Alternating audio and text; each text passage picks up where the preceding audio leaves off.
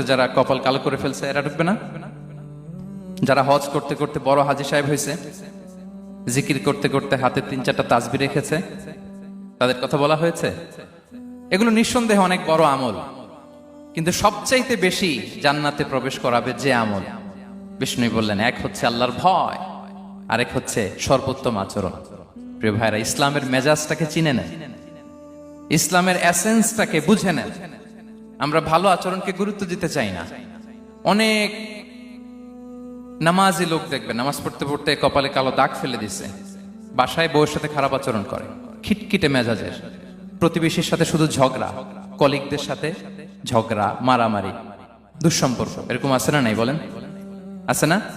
কিন্তু নামাজি, অনেক বড় হাজি, একদিনও কোরআন তেলাওয়াত মিস হয় না, তো এত ইবাদত করেও সে ইসলামের আসল এসেন্সটাকে ধরতে পারে নাই। বিষ্ণু বললেন সবচেয়ে বেশি জান্নাত